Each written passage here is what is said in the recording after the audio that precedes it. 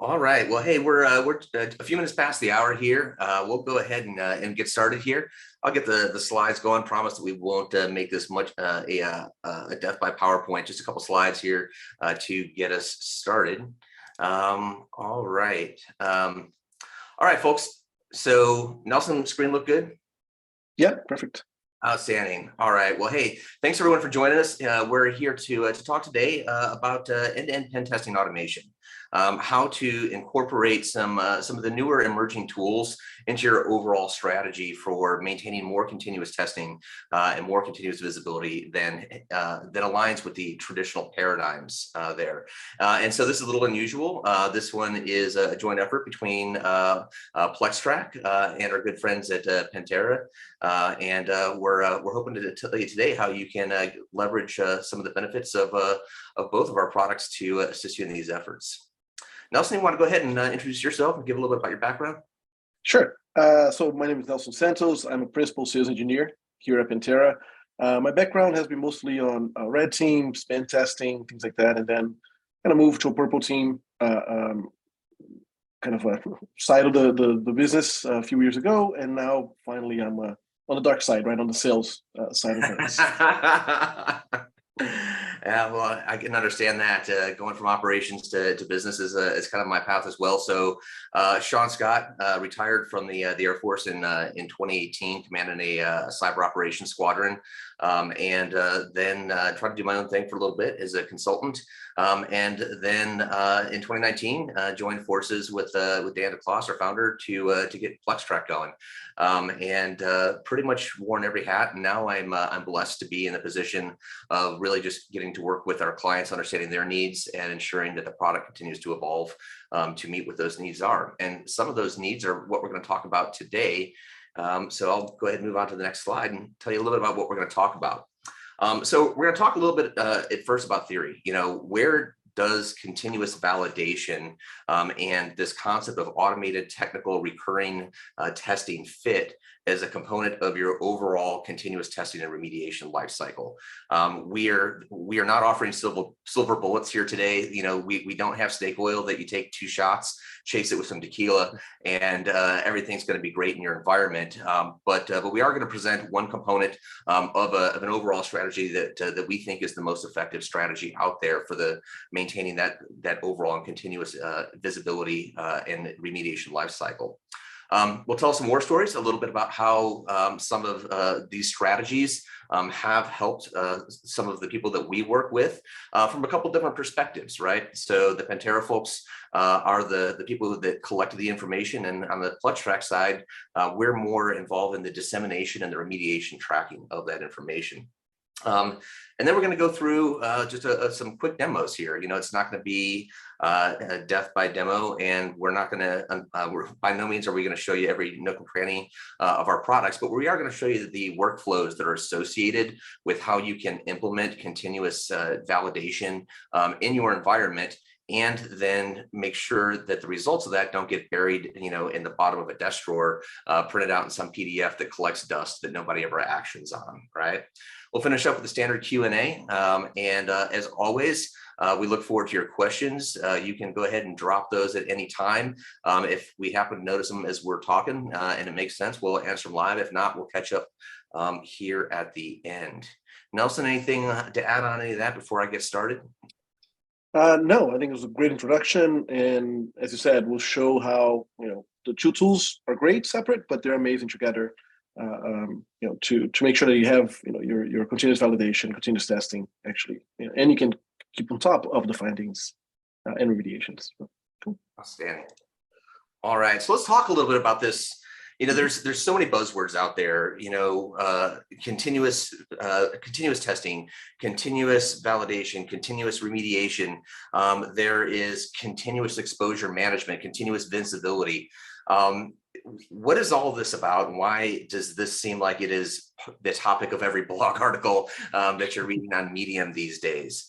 Well, you know, from our perspective, what we see is that people have realized that the world of the adversary moves way too fast for the old paradigm to work. And when I say old paradigm, you know, what am I talking about? It's like, how do I protect myself And by protecting myself, I don't mean buying some new tool, but how do I actually validate that the solutions, the defensive solutions that I've implemented are going to be effective against a dedicated adversary, right? Or maybe even a not so dedicated adversary, right? Hopefully, whatever flavor of DR, XDR, NDR is, keeping you safe from the script kiddies out there. But traditionally, people focus on that bottom left quadrant there, hey, and well, hopefully, they're at least getting that, that annual third-party pen test, or they've got resources if they're lucky enough to have those dedicated internal resources that are doing that for them, that are taking that offensive perspective, right? And that's awesome. And quite frankly, I still think that there is no better data that you can get as a defender than the results of a truly offensive engagement. Would you agree there, Nelson? I completely agree. We're going to talk about automation and how it can help, how it's necessary nowadays, but it does not replace the manual pen test, right? It augments it, and it allows them to actually be a lot more targeted. And the pen test doesn't have to spend time doing the tests that can be automated. So I completely agree with you. Yeah, and I've got so many bros that I love hanging out with the cons that, this is their bread and butter, but I also know how much they charge. We're talking, the price of a decent sized car for most engagements, right? And those aren't the sorts of things that you can bring someone in once a month. You're not going to get the budget for it. It's not going to happen. Even at security focused organizations, we got to make those trade-offs. How many times a year are we going to pay a third party to come in and supplement our manual offensive efforts? And so unfortunately, you get that, once a year in most cases, to look from that perspective, and once a year is kind of the bare minimum. And we preach that we would like to see that done more often, but realistically, I'm not seeing it in most organizations. What are you seeing from your perspective, Nelson?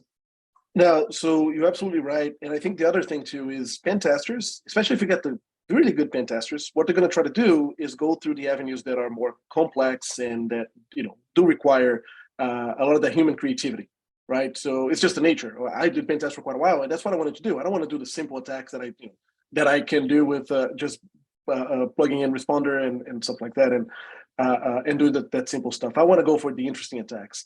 So not only do you get that limited visibility because they're going to have to choose. As you said, they're expensive. You're not going to be able to usually afford to have them happen continuously, but they're also going to be very limited in scope because they're going to concentrate on the on some assets. You just don't have the bandwidth to cover too much, or else be prohibitively expensive. And more importantly, I think they're going to look for the very sophisticated stuff, right? That's the stuff that's the interesting stuff that the pen tester is really good for, is to look for the attacks that are not, as you said, right, not script kiddie attacks and things like that. And again, so you're absolutely right. I think you get those blind spots because of those things. And there's only so much time. And what were you usually charging for? 40 hours on those things? A 40-hour engagement for most of them? Yeah, 40-hour engagement, and then you got to remember for reporting as well, right? So yeah, exactly. So you're spending a good portion of that doing reporting. Maybe half of that time, unless you're using PlexTrac. But that's a topic for another webinar. So look, bottom line is they're awesome. They're the foundation, right? And they're going to give you great data, but they're not continuous. They're not repeatable. It's just not economically viable, right? So traditionally, people have supplemented those with your vulnerability scans, right? So whereas your pen test, your manual pen tests are looking at the more complex types of attacks. With your vuln scans, you're just looking for the low-hanging fruit, right? Where are the open doors at? And those are great, but you don't get a lot of CVEs for buffoonery, right? For people misconfiguring things, leaving default passwords in, and all those other things. And quite frankly, not every CVE is going to get a patch, right? Yeah, I think it's absolutely right. And you also don't get a lot of context with the vulnerability scanning. It's just hard because they're looking for vulnerabilities and they're giving you, a vulnerability CVSS score of 10 on a certain machine doesn't mean the same on, let's say, a workstation, a little kiosk that stays on the front by the front desk that doesn't have access to anything interesting. It's not the same as having even an 8 vulnerability on the domain controller, right? So it's really hard to get the context around the vulnerabilities because you don't know how far an attacker can go. by leveraging those using just the vulnerability scanning. Yeah, and quite frankly, not everything gets a CVE. What I have seen with some early stage software companies is they just don't have the deployed base that is going to be good enough for the folks who hand those things out at MITRE to say, yeah, that warrants a CVE. I mean, what they processed like 28,000 CVEs last year, and they declined, I think, twice that many submissions. So it's just those things don't necessarily exist, and if they don't exist as a CVE, the chances of a plugin being written that's going to detect that vulnerability, for this niche product, it's just not very high, right? Something else I see in the OT space a lot is vuln fatigue, and it doesn't even necessarily be in the OT space. We've got some clients that sell packaged solutions in support of things like communications infrastructure. And so it's IT, it's traditional IT, but because it's so tightly integrated, in many ways it's treated like OT, in the ICS space. And so there is an extreme reluctance to just blanket patch things just because we can, because oftentimes these are deployed in public safety type functions, right? If we were to just, okay, great, we've got our automated patch management system, and we're going to feed the results of our Nessus scan into it and let it go to town. That's just not going to happen. And so what does that mean? Well, that means that every single time that they rescan, they're going to see those same old vulnerabilities over and over and over and over again. And how many times in the last just couple of years have we seen a new way of exploiting an old low or medium priority vulnerability, that now has escalated that. And so you get that vuln fatigue, what are you going to do when you get a scan report that's got, 1,200 vulnerabilities in it? Exactly. I mean, not only it's impossible to, even if you wanted to, to stay on top of it, but as you said, not only on OT, but also in IT environments, critical services like Active Directory or some specialized application or something like that. Sometimes people just don't want to patch it, or they'll say, well, we'll patch everything that's critical or high and above or something like that. But as you mentioned, when we're running actual real attacks, it's not about exploiting a single vulnerability. A lot of times it's going to be about building up from a medium vulnerability with leverage with the low vulnerability to gain an initial foothold. From there, trying to escalate privileges and things like that. So a lot of times we're going to, these systems are not going to get patched, and as you mentioned, the vulnerability fatigue then stays there. People just start automatically ignoring those. I remember for a time, SMB signing is a great example of one. CVSS score of 1. So every single time that a vulnerability scanner comes with that thing, we just automatically ignore it. It's just, nope, I don't care about it. I don't care. But it's the thing that makes some of these attacks, that are very common. Well, you mentioned responder, right? Deploy and responder, right? What's one of your ways of mitigating that? Actually take care of these, lower priority vulnerabilities, and now you've cut off a vector for us. So, and by no means, I think, and I think you would agree with me saying that, that vulnerability scanning shouldn't be one of the foundations of your security program. It's a must-have. It's a must-do. If you're not doing it today, number one, you probably stumbled into the wrong webinar. I would hope that by now you are performing routine and regular scanning, and not just that we talk. We've been talking network centric here, but also on the application side. Routine as part of your SDLC cycle there. Routine vulnerability scanning is extremely important. And so both that and in conjunction with pen testing, those are what we had before we started thinking, I think, as a community over the last few years as to how do we do better, right? And so there's really two areas that I see. There's plenty of other things. People can take a look at this model. No model is perfect, right? And they can say, yeah, well, you're missing this and you're missing that. But there's other, for a mature program, I see two primary ways that they are now augmenting the traditional methods with new methods, right? One, of course, is purple teaming, not what we're going to talk about today. If you're interested in learning about how purple teaming fits into your overall continuous testing and remediation lifecycle, I did a webinar along with Nick Popovich, our hacker in residence, about a month ago. Feel free to check that out. But the purple teaming is nice because it is a human in the loop that a smart thinking human can do things like chain together those lower priority vulnerabilities that Nelson was just talking about to truly demonstrate the offensive impact, but also gets buy-in from your SOC. You get that real-time stuff. And also, I know you're an evangelist for purple teaming. Obviously, your thoughts on how that fits into your overall life cycle there. Yeah, I think purple teaming is the best invention since red and blue teaming. But it's I think it's the right approach, right? Is to exactly have these this. It's not just about the team itself, but just the approach and the whole paradigm of having someone inside your company that's testing those continuously testing your security systems, and not just the security systems, but your whole security program. Right? It's not just about patching. It's not a security team problem. It's an IT problem, right? It's handled by IT. But the tools and the whole process around patching around the vulnerabilities, vulnerability management, that's a security issue. And having a purple team is, I think, again, fundamental to a modern organization. Even if you don't have, that's a good thing about purple teaming, right? Before you have to have two teams, the red team, so at least two people, red and blue.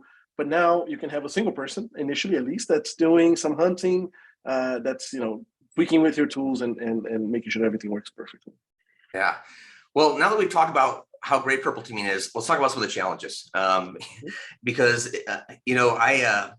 PlexTrac, we have had modules now for going on 3 years that are written to enable and facilitate purple teaming. Right? We're big believers in the value of it, but quite frankly, it's resource intensive. Right? Yes, you can do it with two people, but generally those two people will still report to different people, right? And if you're going to devote someone from your SOC to a purple team engagement, well, you can't leave the SOC unmanned, right? So, you got to have someone there. And if you scope it up to some of the, when I was in the military, we called purple teaming participative threat emulation, PTE, right? And that's great in these giant events where we've got 50 people. That's not going to happen. However, but even to scale that up, it is difficult. You're taking time out of people's days; they got other duties. And so the best case that I have seen in a corporate environment is a scheduled once a week purple teaming event. Right. So you get a Thursday, they'll have a 3-hour vulnerability window where everyone comes to the table. They've got a very defined scope because it takes time. You got to make sure that you got all the routes and access in place. But that's the best I've seen. And the reality of the matter is most of the organizations that I have seen that are doing purple teaming are generally only doing 4 to 6 engagements a year. What's your experience there, Nelson? And the other thing too, I think about purple teaming is, one of the disadvantages is the same reason why you always get pen tests from, third party. You don't get from someone inside the company, right? You want a different perspective. The purple team, they're amazing at what they do, and as I said, I think they're necessary. Even with the shortcomings you mentioned, you still don't have. It's not like they can do continuous testing. They have to kind of work around whatever constraints the company might have. But beyond that, they're part of the company. They know the culture, they know the products and everything. So they're going to be biased. Their analysis is going to be biased in some way. So having a separate perspective, and that's why as you have there on the graph, the pen testing is still necessary. Even if you do have purple teams, if you have red teams, I think it's something to keep in mind, right? That they complement each other, but they certainly don't replace each other. All right. So we've talked about the 3 sections of the pie. I've got a stomachache from eating so much. By the way, I realized that at my anniversary this weekend, an 11-inch cheesecake from the Cheesecake Factory is a lot of cheesecake. But I digress. All right. So we've identified the value of 3 of the 4 components, but we've also identified some of the shortcomings, right? And so, what if we had a method that we could bring the offensive perspective to the fight, right? We could do it in a recurring and routine basis. And we could demonstrate the value. Well, I wouldn't say the value. We could demonstrate the impact of having a large number of unremediated, maybe not all by themselves critical, but creating that in a logical attack path, right? What happens when you get the Swiss cheese, right? The Swiss cheese slices, right? Each one's got 500 holes in it. You put enough of them together, you're going to find a way through. How do we do that? And that's where I think continuous validation comes in. And Nelson, I know you're the expert on this, so I'm going to let you take that softball and roll. So yeah, the continuous validation, the important aspect of it, as you said, it shows you the path that can be that's going to be taken by an attacker to gain access to a certain environment, right? It's not about an exploitation in isolation, right? I can usually nowadays, even if I can get into one system, that's usually not going to be the system that has the crown jewels, hopefully. The systems that are going to get in is just going to be a stepping stone, so I can jump to another system, or even within that system, right? To actually exploit it, there's going to be multiple steps I'm going to have to take. From there, I'm going to have to jump to somewhere else. I'm going to have to have all of these things in concert to be able to actually have a full compromise and extract what I want from the company.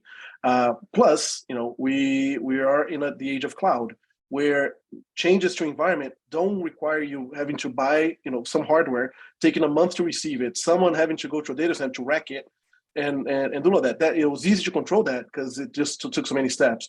With cloud or hybrid cloud environments, I can have new servers pop in a few seconds, right? It's not something that it's something that makes keeping track of your environment really hard. And we talk about pen testing and even purple teaming, right? So now having these exercises even if it was like every 2 months, 3 months, when your environment is changing every week, it's not realistic to think that you're going to be protected then. And that's where continuous validation comes in.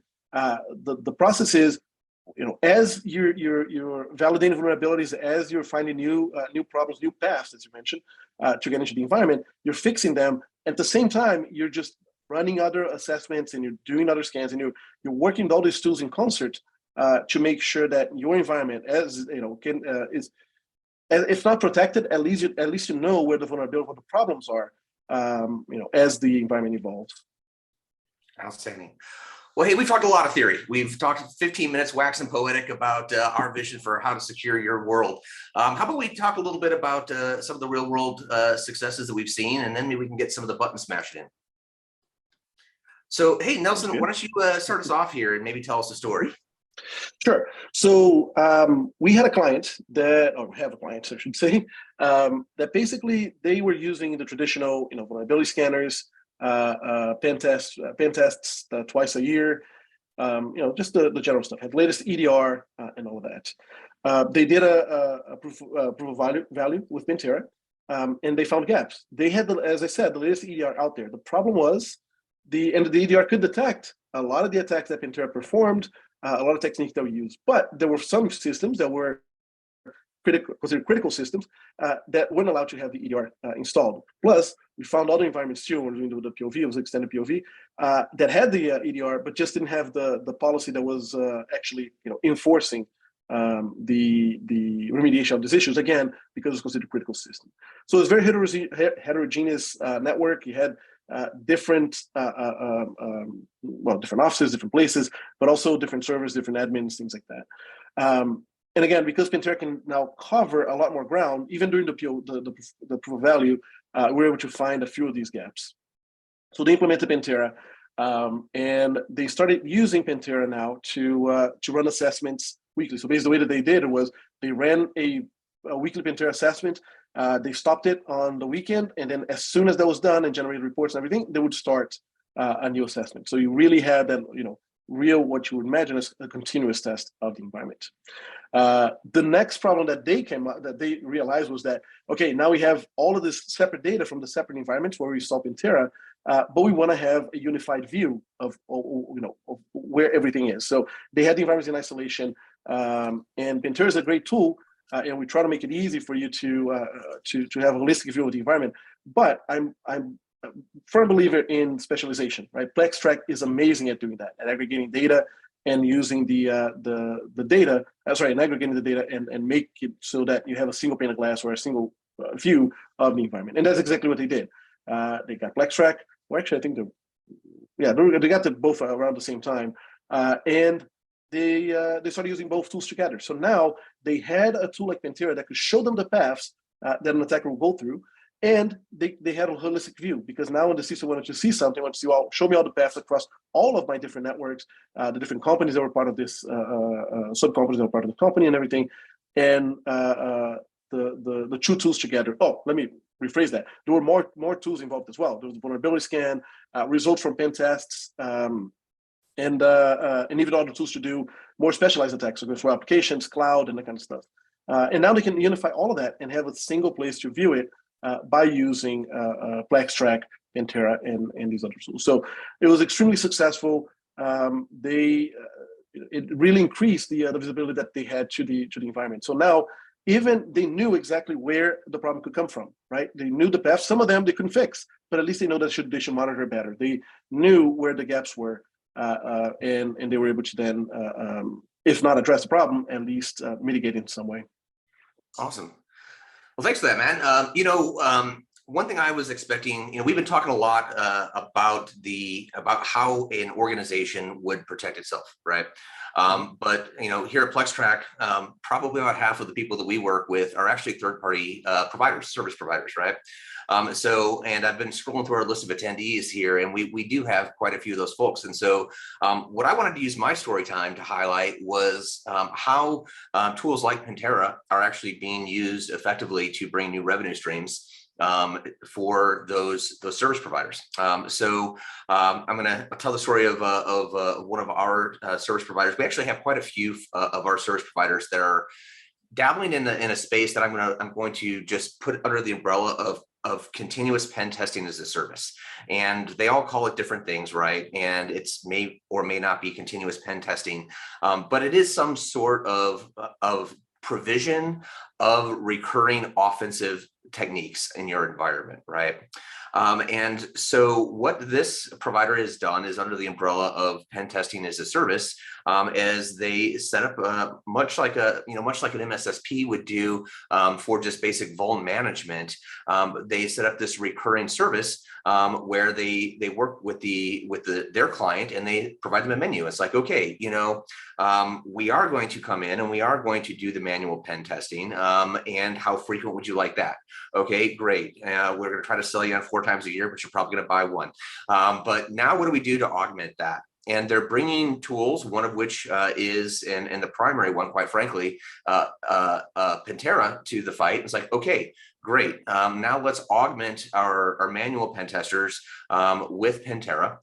We're going to deploy this. We're going to, how frequently would you like us to do this, right? And they really get an opportunity to gauge what the appetite is of the client and put together a package of services. And it doesn't just stop with the running of the Pentera engagements, because then they have an additional service they offer, which is, would you like us to do manual validation?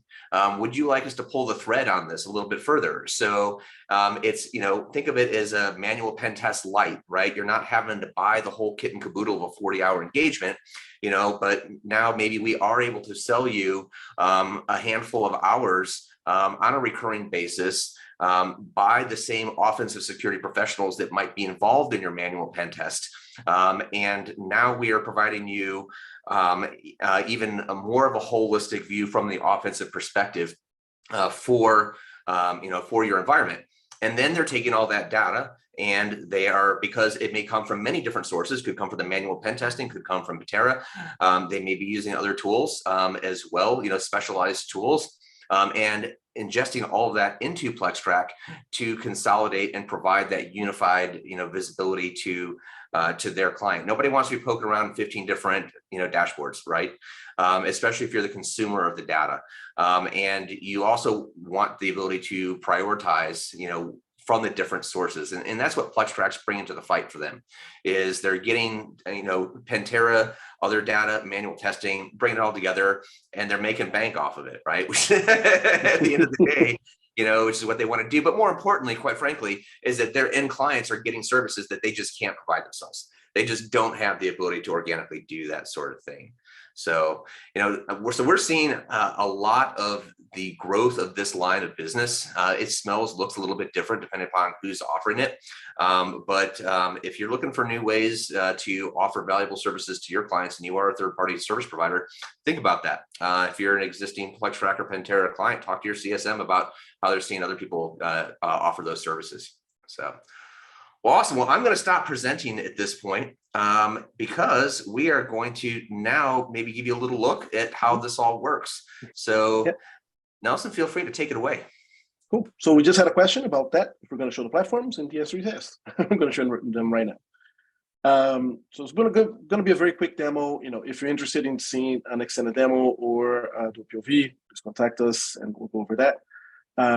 But this is basically how you would configure a Pentera test. So we started what we call a penetration test or a black box, meaning Pentera, this is not a bad solution. You're not installing agents or anything like that. You place a box with Pentera, or you can do it remotely as well. There are ways to do that. But you, logically speaking, you're placing a box, a Pentera instance inside an environment, and you're running the assessment from there. So think of it as a pen tester coming with a laptop or connecting to your environment through a VPN, whatever. But it's running from another machine. It doesn't have direct access to any of the victims. You would set up something like the name, description for the environment, ranges that you want to include on that assessment. Some basic configuration about duration. I mentioned how we have one of the clients that's running this for 7 days. Well, it's actually 6 days and I think 23 hours, and then rerunning it again afterwards. But some basic configurations here, how you want Pentera to behave. But as you can see, the setup is even simpler than a vulnerability scanner. There are no choices of, oh, I want to run this vulnerability or this other one, because built into Pentera is the number one thing that we take into account when developing a new technique for Pentera is how safe it is. So we just don't include on the platform anything that's unsafe. Right? We don't need to, as you see, to be able to progress in most of the attacks. Again, the idea with Pentera is not to use the latest and unstable POC, proof of concept exploit that's out there. The idea is to see what to use the most common techniques that compromise networks. Once this is all configured, you would create and run the assessment. For this quick demo here, I just have an assessment that was run previously. It finished. It really depends on the number of assets that you have. This was a small network with 21 devices. But what Pentera will show you is all of the machines on the environment that it could find. It's going to color code them and do some pretty stuff about the attacks and the vulnerabilities that were found on them. And it shows that the vulnerabilities, this is similar to vulnerability scanner, but even a little more restricted, because as I mentioned, Pentera is not a replacement for the vulnerability scanner. It has the built-in vulnerability scanner because that's the entry point for a lot of the attacks, but it's not a replacement for your current vulnerability scanner. The idea here is to only show vulnerabilities that are either directly exploited or can be used with other vulnerabilities to gain a better foothold on the network. Where things become different from a vulnerability scanner is with the achievements. So the achievements are the things that Pentera is able to do by leveraging these vulnerabilities up here. So we can see here that it was able to eventually get the clear text password for a domain admin. It did some exploitation of some exchange vulnerability. It extracted information from a bunch of machines on the environment and things like that. I'll elaborate a little bit on that in a second. Pentera will show you the vulnerabilities, but what I want to, this is standard stuff, as you would imagine. As Sean mentioned, some of these things are just misconfigurations or things like that. Some of them have CVEs, but what's important here is that Pentera is classifying the remediation priority or prioritizing the vulnerabilities based on the actual things that it was able to do, the attacks that Pentera was able to perform with those vulnerabilities. I said before, you can have a 9.8 or even a 10 on a little kiosk that's not on the domain. It's on a network, but it's not on the domain, doesn't have anything interesting on the environment. But if I have a 4.7 that allows me to get domain admin, that's a lot more important to fix than this 10 over here. Well, in this case, here's 0 logon, so it's a problem too. But as we see, this actually was mitigated. This was mitigated by the EDR on the machine. So Pentera wasn't able to actually leverage the vulnerability to go far, which is why it's low here. But the next steps to understand the attacks themselves, Pentera has what we call the attack maps. So the attack maps, which is clean things a little bit, they are these graphs that Pentera creates that actually, PlexTrac incidentally, can create these types of graphs as well, which is pretty cool. But Pentera allows, will show you then the vulnerabilities that were found. So the little nodes with the broken shields of vulnerabilities, the nodes with the trophies are achievements or successful attacks. So because of this vulnerability, which is a 4.7, Pentera was able to capture a NAT and TLM credential. It was then able to do a man-in-the-middle attack, right, or a relay attack. Or actually, sorry, in this case here, it used that. It was able to crack the NAT and TLM credential directly. So it didn't even have to do the relay attack. Here is the credential. Here's the password that Pentera was able to crack. So that does have a built-in password cracker. The next step is to validate the credential. The fact that it was able to crack doesn't mean that it's still valid, right? Pentera can, in the meantime, while Pentera was trying to crack it, the user could have changed their password, but Pentera found the domain controller automatically. You didn't have to point it to it or anything like that, and it validated the credential. And then finally, it gives the achievement because it knows now that this user is a domain admin and Pentera can do this. Now, from here, if we wanted to, we could allow Pentera to just sync with the domain controller, download all the user hashes, and crack them locally. So Pentera is able to do this. Again, none of this should be new to you guys. These are things that are performed during pen tests, but Pentera is doing this autonomously. And more importantly, it can cover a lot more ground in less time than a pen tester could, right? And you can run this as often as you want. You're not paying per number of runs. So you can run this thing every day if you wanted to. And you wouldn't be charged more for it at all. So there are a bunch of other achievements here that Pentera would go through, and we can find it, web application vulnerabilities, standard stuff like extracting data from a machine, extracting NTLM hashes from the same database and things like that, right? And Pentera can then use this information to move laterally on the environment. So you can use the credential that you got from one machine to do a pass the hash attack, for example, to other machines. It can, as I mentioned, go to the main controller, try to connect to the main controller. You can run ransomware emulation, where you would choose a type of ransomware, and Pentera would use the same techniques to encrypt some files on the machine and things like that. All of that in a safe way, of course. We encrypt the files, but we don't actually replace the original files with encrypted ones. So it's all run in a safe way. Everything that Pentera does is aligned to the MITRE ATT&CK matrix, to the MITRE ATT&CK framework. So as you can see here, Pentera will show the techniques being used, the sub-techniques being used, and it even has a full MITRE tab that allows you to see an overlay of the findings against the MITRE ATT&CK framework, ATT&CK matrix, sorry. At the end, Pentera will generate a report that will give you all the information about the findings that Pentera had and all of that. Now, the problem is, what if you want to customize this report? Or as the client that I mentioned before, what if you have multiple instances of Pentera deployed on different environments, because it just makes more sense, business sense for your company to do it that way, and you want to consolidate that data. Pentera gives what I think is a really nice report, but it doesn't give you the power to modify this and to align it to your own needs. So that's where you would need a tool, or you need a tool that allows you to do that, to aggregate the data, or as I mentioned, you might want to augment this with the data from your vulnerability scanner, or with the data from a pen test, right, that was performed 6 months ago, whatever. And that's where a tool like PlexTrac will come in. So with that, I'll stop sharing. And I'll come off mute. Well, thanks for the setup, man. I appreciate that. And that was awesome, man. I always love looking at that interface, and it is beautiful. It is absolutely beautiful. Well, thanks. Well, now I'm going to take it from here. And what I mean by that is, great, we've got the data from Pentera. And if we do want to do some of those things that Nelson was talking about, how can we do that? So just like Nelson offered his alibi there, this is not going to be a full PlexTrac demo. If you are interested in getting a full PlexTrac demo, please hit us up at info@plextrac.com or sales@plextrac.com. I think any of those things will work, but hit our website. Somebody will reach out and get to you. But PlexTrac is a platform that is designed and excels at bringing together very different sources of information, right? And so I'm going to just demonstrate how the workflow might look, and there's many different workflows that you could use if you are in fact using PlexTrac in conjunction with Pentera.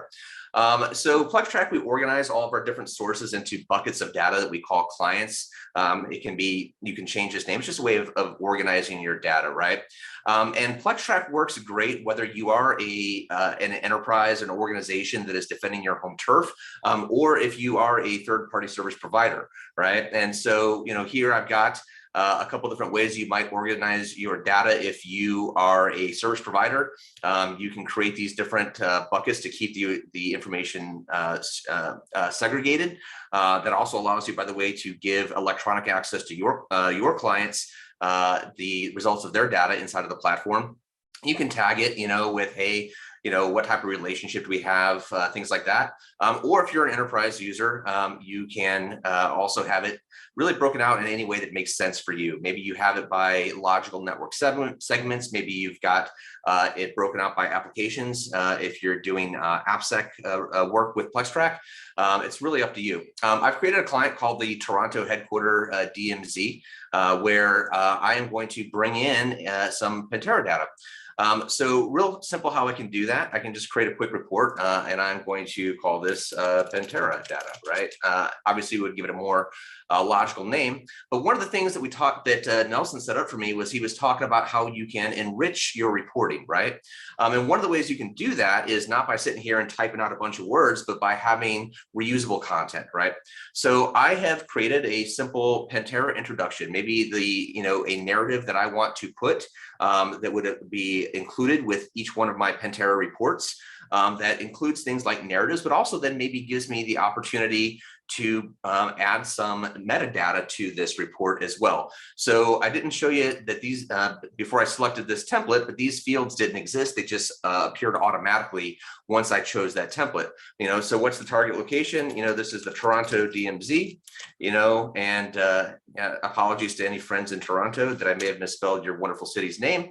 What's the IP range? We'll go with 10.10.0.0/24. And who is the tester? It's going to be Nelson today, so we'll use him, right? Great. So once I get my Zoom controls out of the way, we will now submit that, and we've got the shell of the report. And what you'll notice is that I've automatically got some data that came in here. And this data is just a narrative that I may want to include. And there's these placeholders, these short codes here. And the nice thing is that based upon the data that I included in those fields, we can just with one click replace those. I forgot to put a start date in here, so we'll say that we did this on the 29th of March. Great, report updated. So now, before we've even worried about bringing in any of the data, by the way, you can modify this if you go up. You can add any additional narratives you want. I only brought in one, but you can have an entire database in PlexTrac of reusable narratives. Go ahead, Nelson. Sorry, now your mic is a little weird. Someone's mentioned it on chat as well, but we can hear. It was a little robotic. Gotcha. Tell you what, why don't you tell a joke while I cycle Mike? Well, I'll tell you the question. There was a question that came in. Does PlexTrac offer scheduling calendar to see which projects are assigned to each people? We have ways of seeing what findings are assigned. We are not having a project management tool. How's my audio now, Nelson? Same problem. One thing I'll tell you though, Danielle, that I know that I find amazing about PlexTrac, it does have integration with ServiceNow, Jira, and these other tools. So it's something that I do have a lot of clients using is these integrations, because now you can assign tickets, you can do this stuff on these other tools that are usually present on the company already. Testing one more time. If not, I'm just going to do a hard reset on this plug. Unfortunately, no, it's still. All right, one more joke for me. Okay.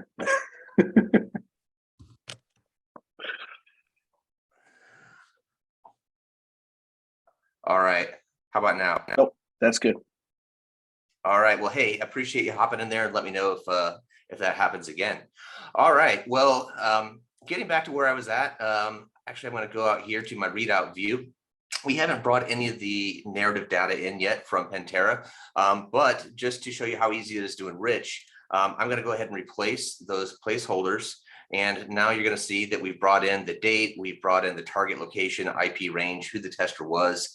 And so all of the administrative work that is associated with enriching your reporting, whatever it is that you want to do, however much, however little, however many different sections of text you want to have, but you can really automate that whole process and enrich the data.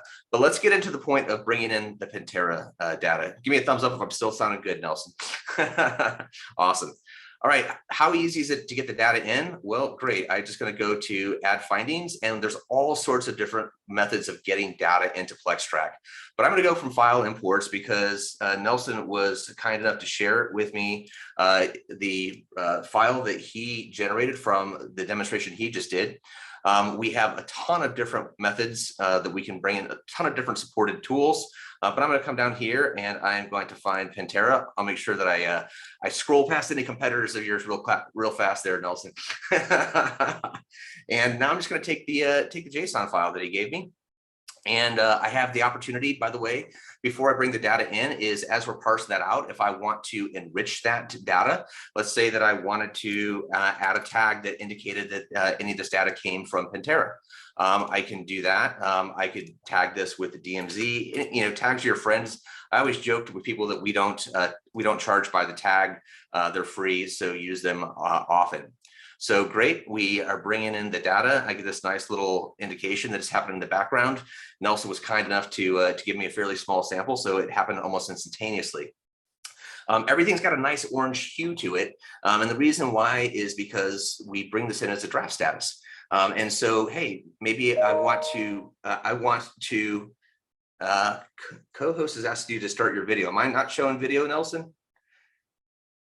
Sorry, no, you're not. Ah. It's a very nice PlexTrac. I am having all sorts of, I'm going to go. No, we're good. We're good? Yep. All right, I was afraid what might happen if I just accepted start sharing video. So I figured I'd take that down. All right. I'm going to blame this on you, Nelson. I don't know why, but I'm going to. All right, got a video now. Outstanding. All right, so you can see that all of the data that we brought in from the Pentera results are in this nice orange hue. They're in a draft status. And so this is just really just a workflow management tool. As you go through these and you want to maybe internally validate or review them, you can click on each one of these, take a look at what's there. And once you have reviewed one or more of these, you can say, yep, I want to move these into a published status. Just a nice little visual indicator for you that you have in fact validated that. If you don't want to do that, you don't have to use that feature at all. It's just nice and available for you. One thing that Nelson mentioned is, yeah, sure, they create vulnerabilities or they detect vulnerabilities, but then they also string them together into those achievements. We are bringing both of those types of data into PlexTrac. And how do I see which is which? Well, let me just take a look at my vulnerabilities, right? And so I can, one of the things we do is we automatically tag each one of these on import, each data structure as to whether it's a vulnerability, and then you can see those, or maybe I just want to see my achievements, right? And I can do that as well. And so now I've got my achievements here as well. Now I can further enrich these because I can edit these. Maybe, I like what Pentera gave me, but upon further review and digging deeper, maybe I'm doing manual validation in my environment. I can come in here and perhaps I can tailor the recommendations, for, what do we want to do in my environment, right? And before I hand this thing off to a remediator, I can give them what I want to do, want them to do specifically. All sorts of things you can do. I'm not going to once again turn this into a full, PlexTrac demonstration for you, but I do want to talk a little bit more about the workflow and how that may work. So, okay, great. We now have. I'm going to go back to the vulnerabilities because we've got things that we actually want people to go fix in the environment, and I want someone to go out and do something about this. So I can say, great, I would like to assign this to, let's assign this to myself because I don't want to spam anybody else. And, hey, I can say that now that I've assigned this, that this is now in process, right? And now a notification goes out and you're into that remediation workflow. If I haven't done that, maybe I realize that I'm not going to get around to fixing this anytime soon. I just don't have the resources, or maybe it's not a high enough priority issue for me. So I'm going to leave it open, but I'm going to get assigned a substatus for remediation in FY24. Right. So I've got once again, just a nice little workflow tool and, whatever notes you want to add. And the nice thing is that you can keep this running dialogue every single time you come in here. If you want to, maybe this is now in process, and Nelson's got it, he's working on this thing. Now we've got this running dialogue and tracking of our remediation lifecycle, and that's just for this one issue. So all sorts of things that you can do in the platform to enrich the data, to facilitate your remediation workflow, to track where you're at with this. But then once again, you can also augment the findings if you want. Maybe based upon, I think I saw a vulnerability in here about deserialization. If you've been curating your write-ups database, I probably don't have a write-up in here on deserialization. Well, I've got something down here about a serialized object, but let's just pretend, right? Put our imaginary hats on that. I now have an additional write-up that provides amplifying data that I have in my local repository. Or once again, I have all sorts of other different tools that I can bring additional data in, so I get that holistic look in time. So I'm going to stop the clicky button here. Thank you all for, thanks all for working with me on the inevitable technical issues here, and maybe we'll at this point we'll bring it back together for a little bit of Q&A. So Nelson, you've probably been taking a look at what's been coming up in here. So I don't know, yeah, because you were handling that, so I don't know if you're. So we had a question before about scheduling. I mentioned the integrations with these other tools as well. It's not just ingestion, right? You can also push the data to other systems and things like that. I don't know if you want to talk about that. Yeah, thank you so much for doing that. I am going to take back over the screen for just a second, because great. The track in PlexTrac is about tracking your remediation, but maybe you've already got a solution in place that you use for your workflow management. So one of the things that I didn't show you is for any one of these tickets, I've only got Jira. We've also got ServiceNow associated with this. I could say that, you know what, I want to push this as a task into my Jira integration test project. And I can then create that ticket. And then that's going to reach out and it is going to create the actual Jira ticket. And now you can see that we've got that linked ticket here. And it's actually a hyperlink. If I click that, I'm taken to my Jira instance and I'm there, and now I can continue my workflow. And it is bi-directional. I could spend half an hour talking about how the many different ways you can configure your Jira to PlexTrac configuration. If you've seen PlexTrac in the past, one thing that we did about 6 months ago is we dramatically improved the Jira integration capabilities to really give you full customization. People like to customize their Jira projects. They like to customize their issue types. And we now support all of that customization. So yes, we can push data to ticketing systems. We generally don't push data to security solutions. We're the vacuum cleaner that sucks those things in, right, and allows you to consolidate them. And we are not an orchestration platform.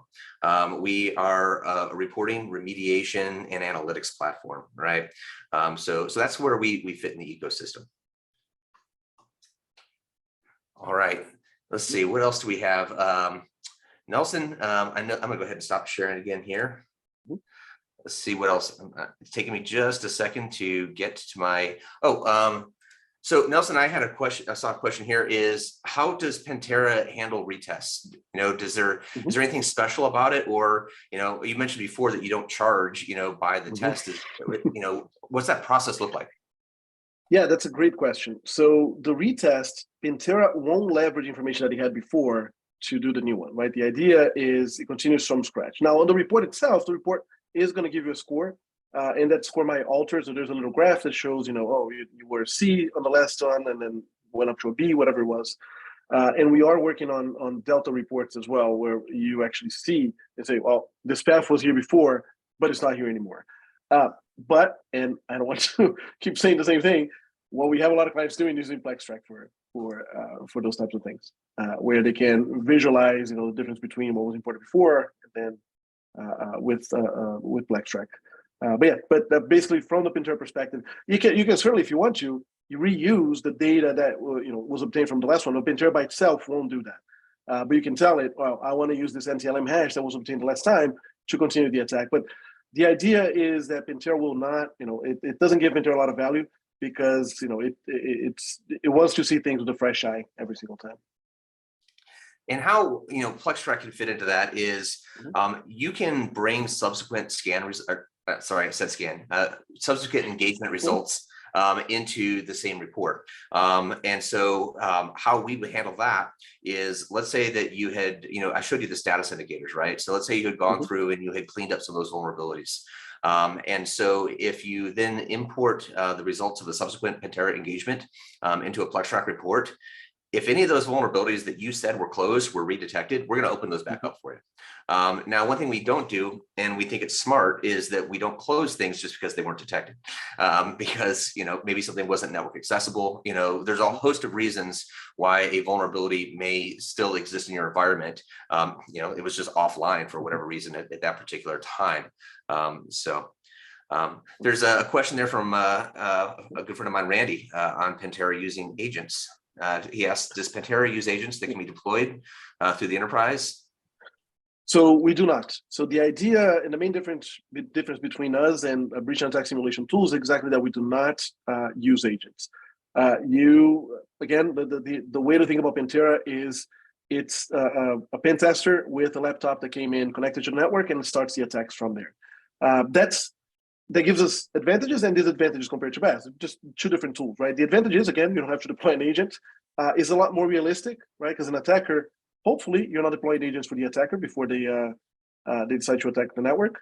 But at the same time, you lose some visibility because the breach attack simulation tool, because it has its hooks on the machine, it knows exactly what components stop the attack. You can tell your EDR did this specific thing and detected this thing on this part of the attack and all that. Pentera, of course, doesn't know that. It's attacking from the outside. The way that I like to put it is breach attack simulation more like a probe tool, right? They're bottom-up type of approach. Pentera is a top-down approach. It's looking at the network as a whole. It's looking at things more holistically. And I honestly think there's a place for both of them. There's a place for both of them on a good security stack. Awesome. Well, Nelson, we have hit most of the questions. There's a few more. They're kind of narrow in focus, and we're almost out of time. But we've got the email addresses of those folks. We'll make sure that we follow those up. Man, Nelson, this has been a blast. I'm happy to have shared the stage with you here, and thankful for the partnership that we have with Pentera. Now, thank you, for your time and for doing this awesome presentation. You're a braver man than I am, because you did everything live. And I used some of those right there. I broke my mic in the process somehow. I don't know. There you go. The live demo gods, man. You have to make sacrifice. Right? I will sacrifice a bigger goat next time. So. Awesome. Well, thank you all so much for sticking with us here. We had an amazing number of people actually stick to the end. So, but thanks again, and go out there and defend your networks and your applications.